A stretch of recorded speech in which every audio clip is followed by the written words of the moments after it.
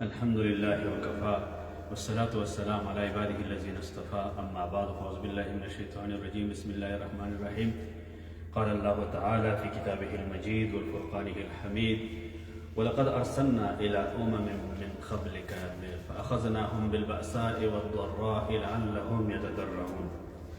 زما عزتمندو قابل احترام مشران ورونو دینی خویندو کوم دوستان چې موږ په دې ژوندۍ بڼه باندې السلام علیکم ورحمة الله وبرکاته.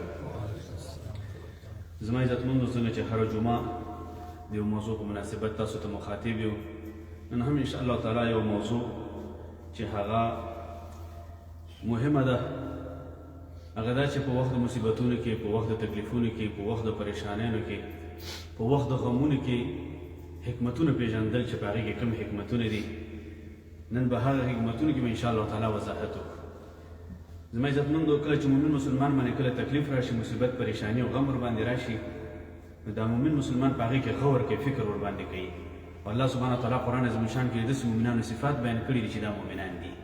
ځکه مؤمن انسان باندې چې کله هم څه غم راشي، تکلیف راشي، مصیبت راشي، هغه فکرمن شي او دا فکر ورسره وي چې د دې غم، د دې تکلیف، د دې مصیبت، د دې پریشانۍ دا چې راغلی دی به هم څه سبب وي، څه وجه به وي.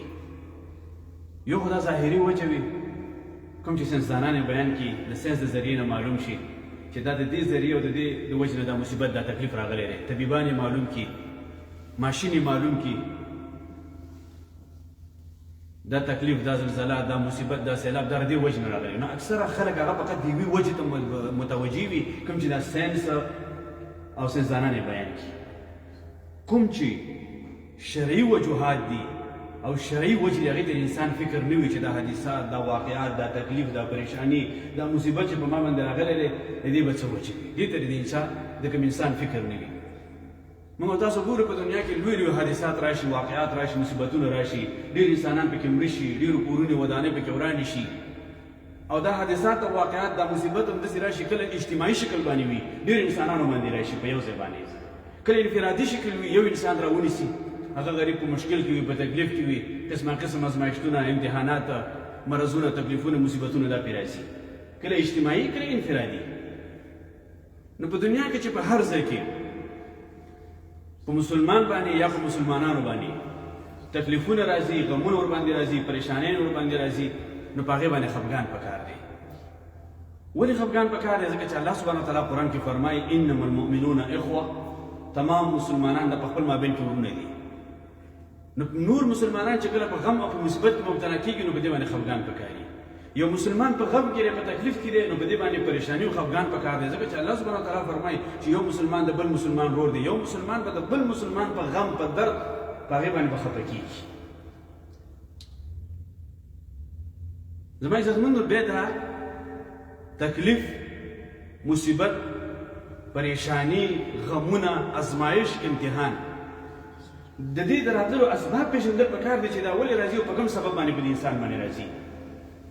او دویم دا دې کې حکمتونه پېژندل پکار دي. دا مصیبت خو راغی، تکلیف راغله، پریشانی راغله په ما باندې، غم راغی، اوس په دې کې حکمت د الله طرف نه څه هغه حکمتونه پېژندل ضروري دي. او بیا په دې مصیبتونو، تکلیفونو او پریشانیانو، ازمایښتونو او امتحاناتو کې دې نه د وتلو لار پېژندل پکار دی چې اوس دې نه د وتلو لار کومې به ده، سبب یې څه، حکمتونه پکې څه دي، او د وتلو لار څه ده. دا د هر مسلمان لپاره ضروري دی چې په دې باندې ځان وکړي. الله سبحانه وتعالی قرآن عظیم الشان کې فرمایي کم اهلکنا من قبلهم من قرن هم اشد منهم بطشا فنقبوا في البلاد هل من محیص. الله سبحانه وتعالی فرمایي چې تاسو نه مخکې یو امت په دې دنیا کې، او هغه امت چې هغه ډېر قوي و، ډېر زورور و، جسماناً هم ډېر قوي و، ډېر زورور و، هغې باندې الله سبحانه وتعالی مصیبتونه راوستل، تکلیفونه او پریشانیانې ورته موږ راوستلې، اصحابونه هم پرې راوستل. الله سبحانه وتعالی فرمایي فنقبوا في البلاد، د مرګ نه د بچ کېدو لپاره هغوی ډېر ځایونه تلاش کړل، داسې ځایونه جوړ کړل چې په دې کې انسان د مرګ نه ځان بچ کړي، د مرګ نه پکې محفوظ شي. د دې لپاره مختلفو ځایونو ته لاړ، نورو ځایونو ته لاړ، داسې ځایونه تلاش کړي چې د مرګ نه ځان محفوظ کړي. الله سبحانه وتعالی فرمایي هل من محیص، لیکن هغې د مرګ نه د خلاصون لپاره کومه پناهګاه، کوم خاص ځای پیدا نه کړ. نو دا واقعات الله سبحانه وتعالی قرآن عظیم الشان کې ذکر کړي موږ تاسو ته. او بیا الله فرمایي ان فی ذلک لذکرى لمن کان له قلب. په دغه چې موږ تاسو دا واقعات او دا نصیحت مو درته بیان کړه او په دې قرآن عظیم شان کې دا بیان شوي دي موږ ته، نو الله فرمایي ان فی ذلک لذکرى لمن کان له قلب، دا په هغه چا باندې اثر کوي، تاثیر کوي، هغه چا له پند ورکوي، هغه چا له نصیحت ورکوي. لمن کان له قلب، کوم انسان چې زړه ولري، چا له پند ورکوي، نصیحت ورکوي، په چا باندې اثر او تاثیر کوي. الله فرمایي چې کوم انسان زړه ولري. و سوال دا دی چې زړه هر انسان لري، داسې کوم انسان دی چې هغه زړه لري؟ والله فرمایي لمن کان له قلب. الدین مقصد دا دی دلته چې هغه زړه چې هغه ژوندی وي، هغه اورېدونکی وي. او په دې آیات کې به مخکې ته فرمایي لمن کان له قلب او القى السمع وهو شهید، هغه خبره د زړونو په غوږونو باندې اوري او دې حاضر وي. اوس که یو کس په مجلس کې حاضر وي او دې 100 جمعې راشي او دلته په 100 یو ساعت ورته بیان وکړي، یو ساعت ورته تقریر وکړي هره جمعه، او دې 100 جمعې راشي، هغه فزیکي حاضر وي لیکن روحاً هغه حاضر نه دی، د زړه نه هغه متوجه نه دی. نو که یو ساعت ستا بیانونه واوري او 100 جمعې واوري، نو په هغه باندې اثر نه کوي. چې واعظ څه ویلي او سامع وایي ما څه واورېدل، 100 جمعې به تېرې شي، په ده باندې به اثر ونه کړي. دا قرآن خبره ده. الله وایي ان فی ذلک لذکرى، په دې کې نصیحت دی، پند دی. لمن کان له قلب، کوم انسان چې زړه ولري، او القى السمع، او د زړه په غوږونو باندې واوري، وهو شهید، او دی حاضر دی. فزیکي هم حاضر دی، روحاً قلباً هم دی حاضر دی. فزیکي حاضر وي او روحاً دی په بل ځای کې وي، په هر مجلس کې شي، هر ځای کې، یوازې مسجد نه، هر ځای کې تا ته څو خبره کوي او ته هلته فزیکي خو حاضر یې لیکن زړه دې حاضر نه دی، توجه دې برابر نه ده. هغه سړی که هر څومره تقریر وکړي، هر څومره تا ته خبره وکړي، ته ورباندې نه پوهېږي، بیا به ورته وایي چې اشرف سوري زه پرې نه شوم، بیا یې ویوه، نو بیا به وایي هغه اوس دوباره بیا واوره. نو الله سبحانه وتعالی فرمایي چې دا واقعات، دا قرآن آیاتونه، دا واعظ او نصیحت د هغه چا له پیدا ورکوي لمن کان له قلب. موږ یو د انسان دا غوږونه دي، یو د انسان د زړه غوږونه دي، چې د زړه په غوږونو باندې دا خبره واورېدله، وایي دله به پیدا ورکړي. دا ازمایش، دا امتحانات، دا تکلیفونه، دا مصیبتونه چې په دې امت باندې راځي، په دې کې پند نصیحت دی د هغه چا دپاره د کوم انسان چې زړه ژوندی وي، هغه ورباندې غور کوي، هغه ورباندې فکر کوي. زما عزتمندو، د الله سبحانه وتعالی په دې نومونو کې یو نوم دی، هغه نوم ته وایي حکیم. دا په قرآن کې 90 کرته ذکر شوی دی، لس کم 100 کرته د الله سبحانه وتعالی دا نوم ذکر شوی دی. والله علیم حکیم، ان الله علیم حکیم، ان الله کان علیما حکیما. دا حکیم ذکر به تاسو ډېر په قرآن کې اورېدلی. دا د الله د نومونو نه یو نوم دی. حکیم هغه ذات ته ویل کېږي چې هغه هر کار په پخته طریقې سره کوي. الله سبحانه وتعالی حکیم ذات دی، په هر کار کې د هغه یو حکمت وي. څومره کارونه چې روزمره موږ تاسو سره په دې ژوند کې کېږي او په دې زندګۍ کې روان دي، په هغې کې یو حکمت وي، څه نه څه د الله له طرف نه. دا مصائب چې راځي، دا تکلیفونه چې راځي، غمونه او پریشانۍ او دا قسم حالات په دې انسانانو باندې راځي، نو په دې کې هم حکمتونه دي د الله له طرف نه. نو هغه حکمتونه پېژندل پکار دي. کله چې تا دا حکمتونه وپېژندل، دا چې موږ ذکر کوو دا حکمتونه، په غمونو کې، په مصیبتونو کې، په تکلیفونو کې، په پریشانیانو کې، په ازمایش کې، امتحان کې، په دې کې حکمتونه دي. دا حکمتونه تا وپېژندل، نو په وخت د مصیبت، په وخت د غم، په وخت د تکلیف کې بیا ته ورخطا کېږي نه، بیا به دې هوس به دې نه خطا، بیا به ته مطمئنه به یې، ځکه چې ته به دې حکمتونو نه خبرې چې په دې کې دا حکمتونه دي، د تکلیفونو پریشانیانې چې راغلي دي. کله چې انسان باندې تکلیف راشي، مصیبت راشي، پریشاني ورباندې راشي، یو حکمت په هغې کې دا دی التضرع والخضوع. غم راغی، مصیبت راغی، پریشاني راغله، په دې کې د الله را طرف نه حکمت دا دی چې انسان کې عاجزي را پیدا شي، د انسان کې تواضع را پیدا شي، انسان کې الله طرف ته رجوع را پیدا شي. کله چې په تا باندې مصیبت راغلی، پریشاني در باندې راغلی، غم در باندې راغلی، الله سبحانه وتعالی دا غواړي چې تا کې عاجزي را پیدا شي.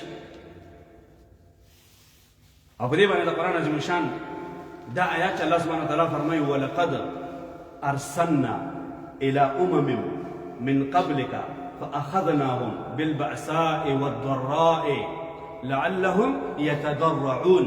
الله سبحانه وتعالی فرمایي تاسو نه مخکې امتونو ته موږ انبیاء کرام ولېږل، موږ پیغمبران ولېږل. هغه پیغمبران مثال موږ تاسو راکوي چې هغه پیغمبرانو باندې موږ مالی مشکلات هم راوستل او بدني مشکلات هم موږ راوستل. مالی مشکلات، بدني مشکلات هم په هغې باندې راوستل. تاسو وګورئ د یوسف علیه السلام مشکلات وګورئ، د یونس علیه السلام مشکلات وګورئ، د یعقوب علیه السلام مشکلات او پریشانۍ، د ایوب علیه السلام چې مریض شو د هغه مشکلات او پریشانی د ټولو پیغمبرانو دا پریشانی دا مشکلات الله قرآن کې ذکر کړي دي. الله وایي موږ په هغې باندې مشکلات او پریشانی نه دا تکلیفونه ور باندې راوستل. ولې راغلی الله؟ لعلهم یتضرعون. الله فرمایي دې لپاره چې زما بندګان ما ته عاجزي را پیدا شي، زما د بندګانو کې عاجزي را پیدا شي. انسان ډېر لرې تللی وي، عاجزي، تواضع، شکستګي دا د انسان نه بیخي هېر وي چې دا څه ته ویل کېږي. مصیبت په الله راولي، تکلیف په الله راولي، پریشانی په الله راولي. د دې لپاره الله د دې انسان نه عاجزي غواړي چې دا زما د بنده کې تواضع را پیدا شي. الله سبحانه وتعالی قرآن کې فرمایي ولقد اخذناهم بالعذاب، مخکې امتونه مونږ په عذاب کې راونیول. یا الله ولې دې راونیول؟ ولې دې ګیر کړل؟ الله وایي په هغې کې مرض. څه مرض پکې یا رب العالمین؟ رب العالمین فرمایي فما استکانوا لربهم، خپل رب ته رجوع نه کوله. تکبر او غرور پکې و، عاجزي پکې نه وه، تواضع پکې نه وه. الله فرمایي ځکه موږ راونیول. الله فرمایي موږ په هغې باندې مصیبتونه هم راوستل، تکلیفونه، پریشانیان هم پرې راوستلې چې په دې کې تواضع را پیدا شي، په دې کې عاجزي را پیدا شي. لیکن په هغې کې عاجزي را پیدا نه شوله. نو هر مصیبت، تکلیف، پریشانی، غمونه چې کله راځي د هغې نه بعد الله سبحانه وتعالی غواړي چې زما په دې بنده کې زما دپاره عاجزي را پیدا شي. یو حکمت پکې دا دی چې د هغې نه بعد په انسان کې خاکساري، عاجزي را پیدا شي. دویم حکمت هغه دا دی چې انسان الله سبحانه وتعالی غواړي چې زما بنده ما ته نور هم راقریب شي، ما ته نور هم رانږدې شي. د زما بنده د پریشانی، مصیبت، تکلیف په انسان باندې راولي د دې لپاره چې زما بنده ما ته نور هم راقریب شي. دا الله قرآن کې فرمایي وبلوناهم بالحسنات والسیئات لعلهم یرجعون. الله وایي زه تاسو باندې دا امتحانات راولم، تکلیف، مصیبت، پریشانی دا در باندې راولم. کله د ښه حال امتحان در باندې راولم، حالات دې ډېر ښه کما، ښه روانې. او کله د بد حالات هم راځي، هر قسمه تکلیفونه او مصیبتونه، پریشانۍ دا پکې راشي. ولې راځي یا الله؟ الله فرمایي لعلهم یرجعون، د دې لپاره چې ما ته نور هم رانږدې شي، ما ته نور هم راقریب شي. تکلیف راتله، مصیبت راتله، الله ته نور هم ورنږدې شه. ځکه الله سبحانه وتعالی همدا غواړي چې ته ما ته نور هم رانږدې شي. دا پریشاني، دا مصیبت الله ځکه راوستلې ده چې ته نور هم ما ته قریب شي. الله ته نږدې شه، د الله دین ته نږدې شه، د الله احکاماتو ته نږدې شه، نافرماني پرېږده، اخلاق دې ښه کړه، کردار دې ښه کړه. دا تمام الله سبحانه وتعالی د دې مصیبتونو نه بعد تا نه غواړي چې زما بنده کې دا صفات را پیدا شي. والله د فرعونانو حال هم بیان کړی دی ولقد اخذنا آل فرعون بالسنین ونقص من الثمرات لعلهم یذکرون. الله فرعونانو په عذاب کې راونیول. یا الله ولې دې راونیول؟ لعلهم یذکرون، چې پند او نصیحت واخلي. نو دویم حکمت دا دی. اول حکمت دا چې د مصیبت نه بعد په انسان کې څه را پیدا شي؟ عاجزي را پیدا شي. دویم دا چې الله ته نور هم ورقریب شي. الله غواړي چې تا باندې دا مرض، دا تکلیف، دا مصیبت، دا پریشاني دا راولي اوږدیم کې، طولانیم کې، د دې لپاره چې ته الله ته نور هم ورقریب شي. د هغې نه بعد کوشش وکړه چې الله ته ورقریب شي. دغه الله غواړي. نو دویم حکمت پکې دا دی. دریم حکمت په مصایبو کې، په تکلیفونو کې، په پریشانیانو کې دا دی چې د انسان ایمان پکې معلومه شي، ایمان پکې واضح شي. د هر سړي د ایمان باندې پرده پرته ده، نه معلومیږي چې د څومره ایمان دی. د هر سړي د ایمان پټ دی چې د ایمان به څومره وي.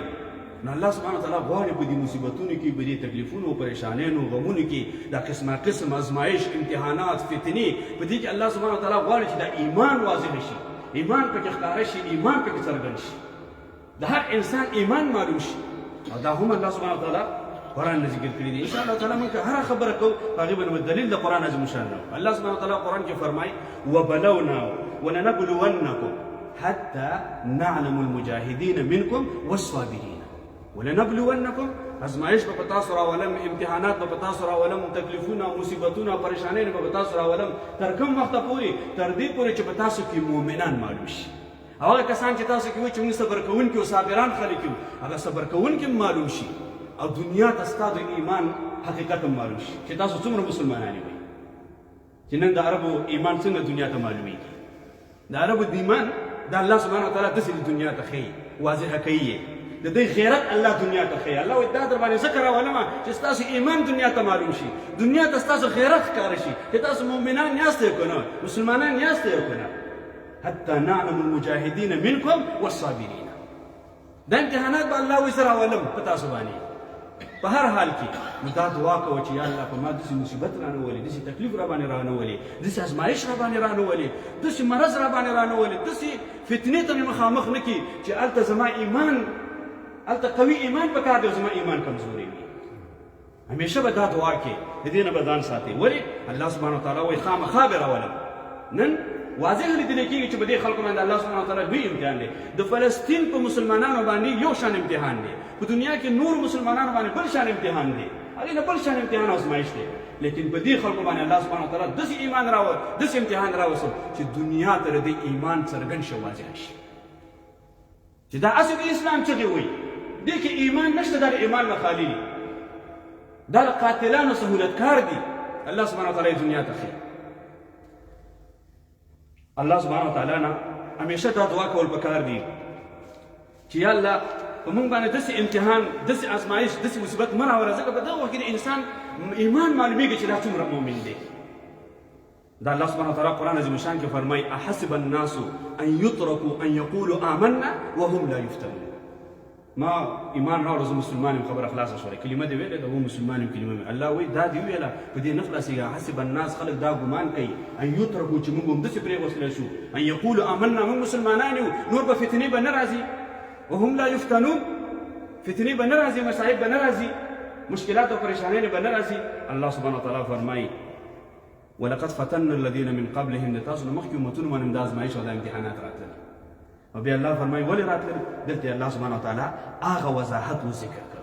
ولې دا امتحانات راولم، دا ازمایش او دا امتحانات ولې راولم؟ فلیعلمن الله الذین صدقوا وليعلمن الكاذبین. هغه کس چې هغه د ایمان په دعوه کې صادق دی چې هغه معلوم شي، او هغه کسان چې د ایمان په دعوه کې دروغګوی دي، دی منافق دي، دی د زړه نه ایمان مسلمانان نه دي، الله وایي چې دا معلوم شي کنه فلیعلمن الذین صدقوا وليعلمن الكاذبین، دا پکې معلوم شي. د معراج واقعه راغله، ډېر انسانانو په دې باندې تعجب کړو. رسول الله صلی الله علیه وسلم فرمایي په یو شپه باندې زه اسمانونو ته وختلم او د الله سره مې دیدار وشو. نو تعجب. ابو بکر صدیق رضی الله تعالی عنہ چې رسول الله صلی الله علیه وسلم لاره کې یو کس راځي، رسول الله صلی الله علیه وسلم داسې فرمایي نو که د الله پیغمبر دا خبره کوي زه په دې باندې تصدیق کوم او زه په دې باندې ایمان لرم. الله سبحانه وتعالی لقب د ابو بکر صدیق رضی الله عنه دا وخت ورکړی شو. دا امتحان، دا د اوس د ایمان او د عقیدې امتحان د الله تر طرف نه چې پیغمبر موجود دی، پیغمبر دا خبره کوي، څوک یې مني که نه مني. داسې امتحانات به الله راولي. ولې راولي؟ فلیعلمن الله الذین صدقوا، څوک د خپل ایمان په دعوه کې صادق دی، وليعلمن الكاذبین، څوک د ایمان په دعوه کې دروغجن دی، چې دا معلوم شي. نیو حکمت پکې دا دی په دې مصیبتونو کې، په دې تکلیفونو، پریشانیانو، غمونو کې چې د انسان صبر، د انسان تحمل، د فتنو په مقابل کې د دې ایمان معلوم شي. د فتنې او د ازمایش په مقابل کې چې موجود ده د دې ایمان څرګند شي، واضح شي. نو دا پکې دریم حکمت دی، دا په دې مصیبتونو او تکلیفونو کې. څلورم حکمت په وخت د مصیبتونو کې، تکلیفونو کې، پریشانیانو کې هغه دا دی چې مضافة الاجر. الله سبحانه وتعالی د انسان مسلمان اجر په دې سره زیاتوي. رسول صلی الله علیه وسلم فرمایي کله چې ستاسو خوا کې خار لاړ شي، ازغی دام لاړ شي، نو ویلې په دې باندې هم مه خفه کېږئ، الله سبحانه وتعالی تاسو ته درجات درکوي. الله سبحانه وتعالی ستاسو ګناه معاف کوي په هغې سره. نو په دې باندې هېڅکله خفګان مه کوئ. کله چې انسان باندې تکلیفونه او مصیبتونه راځي دی په هغې باندې صبر وکړي، نو د آیات په اخره کې موږ تاسو اورېدلي دي چې وبشر الصابرین. هغه د غمونو او مصیبت هغه فقط دا نه چې انسان څوک وفات شي او په هغې وخت کې صبر کوي، نه، هر وخت چې تا کې د صبر تولی موجود و. ولو که څوک تا سره جنګ کوي صبر دې وکړه، ته هم وبشر الصابرین کړي.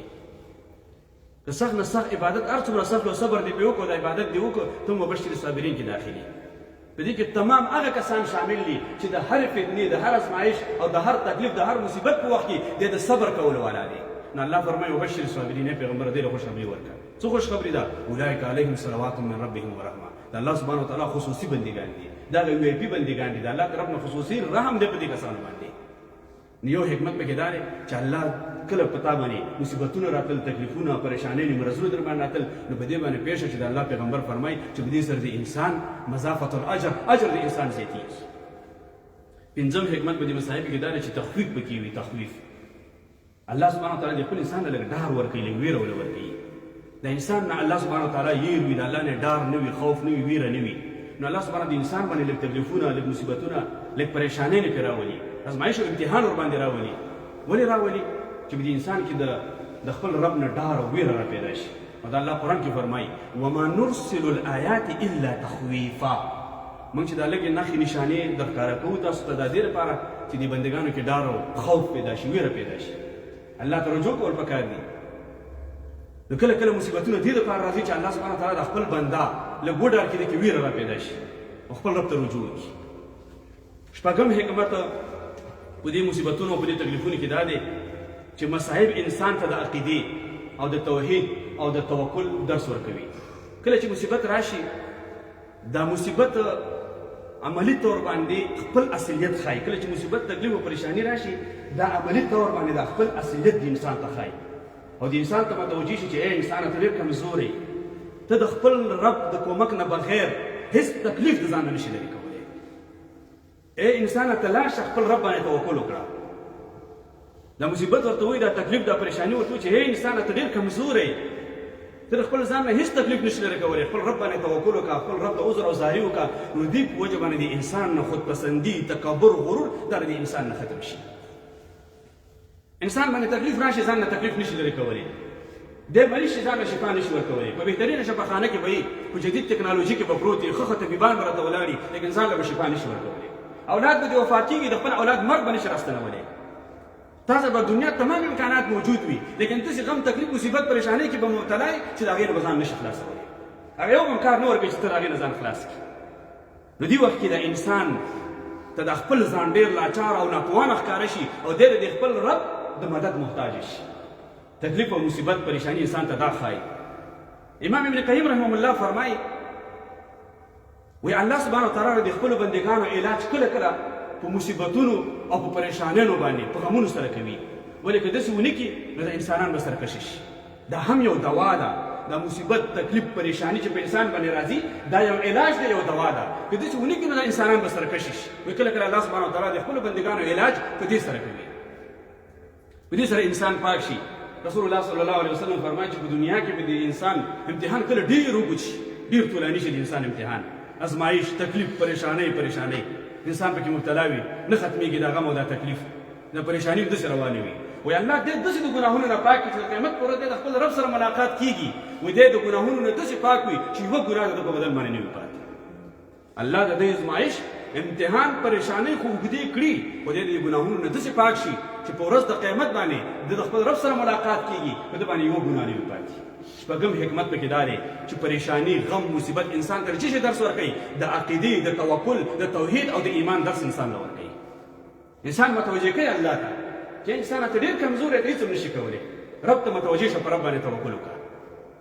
اووم حکمت په مصیبت او په تکلیفونو او پریشانیو کې دا دی دوستان به پکې وپېژنې. دوستان ستا به ډېر دوستان دي، تا ته به وایي زار قربان، تا ته به وایي زه تا سره ډېر محبت هم لرم او زه ستا ډېر صمیمي دوست یم.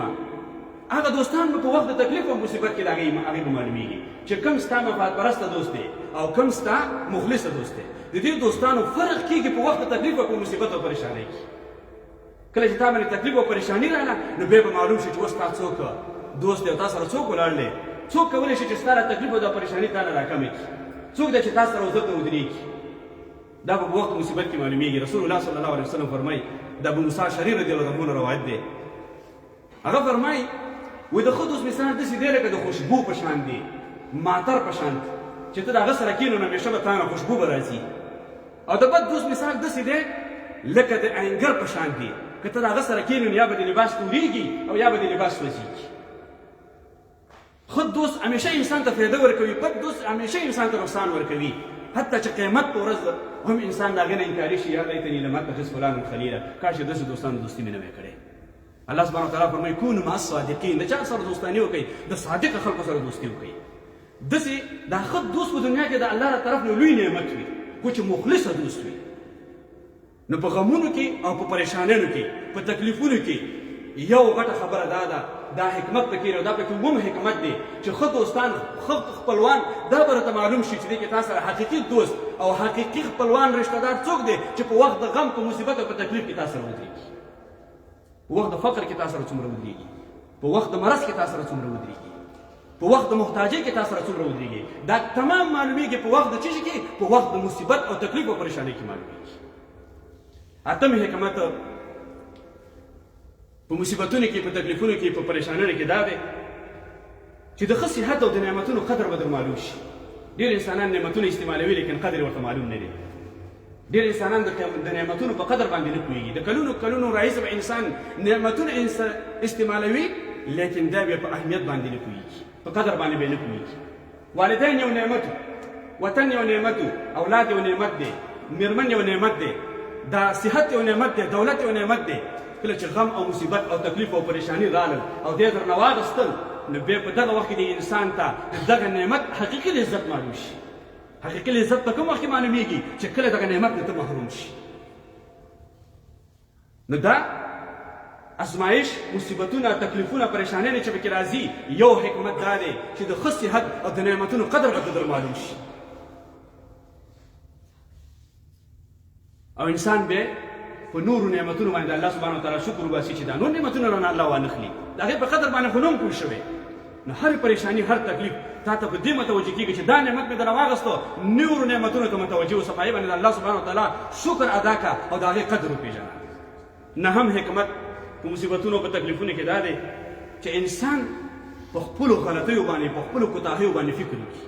دا نن چې ما باندې مصیبتونه دي، تکلیفونه دي، پریشانیانې دي، ماضي کې به ما داسې غلطیانې کړي، د هغه غلطیو د کوتاهیو د وجې نه نن په ما باندې دا تکلیفونه راغلي دي. انسان هغې ته متوجه شي او آینده کې انسان هوښیار شي. په ماضي کې مې دا غلطۍ کړې وي، اوس ما باندې دا تکلیفونه او دا پریشانۍ دي. نو د آینده دپاره انسان ښه قوي شي او ښه هوښیار شي، ځکه چې دا غلطۍ کوتاهیانې انسان په خپل لاسونه کوي. الله سبحانه وتعالی قرآن عظیم شان کې فرمایي وما اصابکم من مصیبت فما کتبت ایدیهم. کوم مصیبت، تکلیفونه چې تاسو ته رسیږي، دا ستاسو د لاسونو د وجې نه تاسو ته رسیږي. نو انسان په خپلو غلطیو باندې، د ماضي په غلطیو باندې فکر وکړي او آینده دپاره انسان هوښیار شي او هغه غلطۍ بیا نه تکراري. دا پکې نهم حکمت دی. لسم او آخري حکمت پکې دا دی مصیبتونه راځي، تکلیفونه راځي، پریشانیانې په انسان باندې د دې دپاره راځي چې دا انسان آماده شي، انسان تیار شي، د آینده د لوی لوی مسؤلیتونو دپاره دې تیار شي. لوی مسؤلیت د هغه انسان جګولی شي چې د هغه د هر قسم حالاتو مقابله کولی شي، هر قسم حالاتو سره هغه مخ کولی شي، د هر قسم حالاتو نه هغه په وتلو باندې پوهه وي، په هغې باندې قادره وي. لوی مسؤلیت هغه انسان جګولی شي، هغه انسان دا لوی مسؤلیت اخیستلی شي. رسول الله صلی الله علیه وسلم چې کله پیدا شو، زموږ پیغمبر صلی الله علیه وسلم د پیدایشي یتیم پیدا شو. دی چې کله پیدا شو، دی یتیم محمد مصطفی صلی الله علیه وسلم. بیا لږ عرصه بعد الله سبحانه وتعالی دنه مور هم واغسته، والدم ته الله واغسته. او الله سبحانه وتعالی دې ته په قرآن عظیم شان کې دا کیفیت ذکر کړی دی الم یجدک یتیما فآوا. ای پیغمبره موږ ته یتیم پیدا کړی وي او تا له موږ ټکانه او ځای درکړ. الله سبحانه وتعالی دې ته ذکر کړی دی. د الله پیغمبر چې پیدا شو یتیم، په لږ وخت کې الله سبحانه وتعالی مور والدم ته الله واغستله. الله سبحانه وتعالی د خپل د پیغمبر تربیت کو د آینده د لوی لوی مسؤلیتونو دپاره، د لوی لوی مشکلاتو سره د مخ کولو دپاره. نو کله چې تکلیفونه، پریشانیانې، مصیبتونه راځي، په دې سره انسان تیاریږي، انسان آماده کېږي د آینده د لوی لوی مسؤلیتونو دپاره. لسم حکمت پکې دا دی. نو الله سبحانه وتعالی حکیم ذات دی، په هر کار کې یو حکمت وي، یو مصیبت وي، یو ازمایش وي او یو آزاد. کله چې انسان باندې تکلیف راغلی، مصیبت ورباندې راغلی، پریشاني ورباندې راغله، الله ته رجوع ترک کړله، په دې خپل قدر او قضا باندې دی پښیمان و، په دې خپل قسمت باندې خفه و او په هغې باندې ګیلې شکوې کولې، ویل چې ډېرې دعاګانې مې وکړې، ډېر لمونځونه مې وکړل، خو ما باندې تکلیفونه او پریشانۍ دي نورې نه کوم. د الله احکام یې پرېوستل، الله ته رجوع ترک کړه، بجای د دې چې دی الله ته ورقریب شوی وي، د الله نه لرې شو په دې کار باندې، په دې تکلیفونو مصیبتونو باندې. پوه شه چې کوم مصیبتونه، تکلیفونه په ده باندې راغلي او دی د الله نه لرې شو، په ګناهونو کې مبتلا شو، نو دا اوس آزاد دی. کله چې انسان باندې تکلیف راغلی، مصیبت او پریشاني ورباندې راغله او دی په هغه وخت ثابت قدم پاتې شو، د صبر وکړو او د اجر او د ثواب په تمه چې مانه به الله سبحانه وتعالی په دې باندې اجر او ثواب راکړي او دې نور هم الله ته قریب شو، الله ته نور هم نږدې شو. نو دا د الله طرف نه په دې باندې ازمایش او امتحان دی. الله سبحانه وتعالی به دې خبر معلوم عمل کولو توفیق راکړي تاسو هم. واخر دعوانا ان الحمد لله رب العالمین.